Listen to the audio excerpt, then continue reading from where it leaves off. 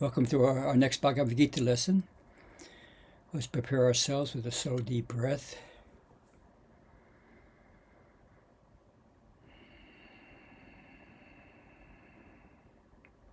Hari Om Tat Sat. Om Shanti. We reached a milestone, episode number 300, entitled, Sorry, You're Not Special. And start off with a Beatles song that John Lennon wrote. I dreamed that someday God and Guru would sing these words to me. But of all these friends and lovers, there is no one compares with you. I know I'll often stop and think about them.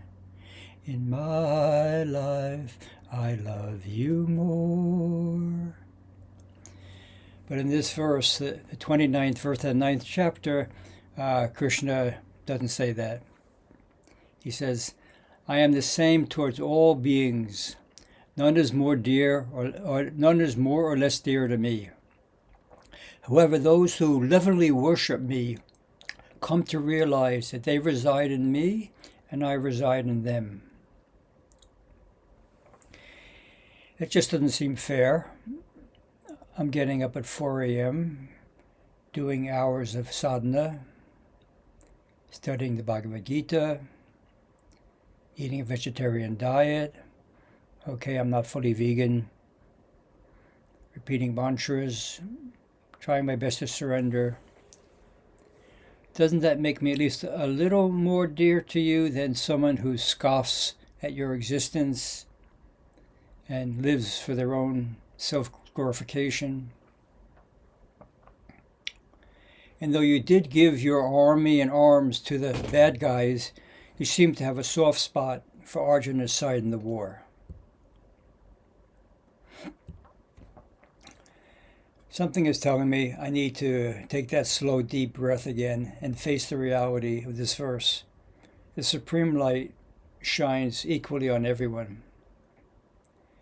My guru used to say that on a bright, sunny spring day, one person throws open all the doors and shutters. The other one closes everything up. Is the sun showing favoritism? Is it expressing dislike for the dark house? The sun is simply shining. It's up to us to open the door of our heart and let the light in. If we live for the glory of the ego, only a faint ray can filter through a very narrow opening. When we live in alignment with the flow of life as instruments of the whole, rather than as waves denying the existence of the ocean, then the light floods in. Then we come to experience, as Krishna says, we live in the divine and the divine lives in us. Swami Asokananda says, all needles have equal chance of being attracted by the magnet, but the queen needle enjoys that privilege while the rusty one does not.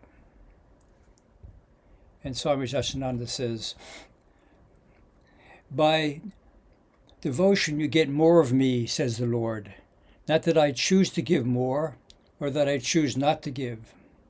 When you tune your radio well, you get better reception. If you don't tune your set well, you get all kinds of atmospheric disturbance. Then you blame the transmitting station. Look at that. To my set he sends all this static, but to yours he sends nice music. You can blame God if you want, but if you're getting atmospheric disturbance, it means you haven't tuned well. For our reflection, what am I doing to keep my shades down? What can I do to let in a little more light? Thanks for joining. See you soon. Om Shanti, Shanti, Shanti.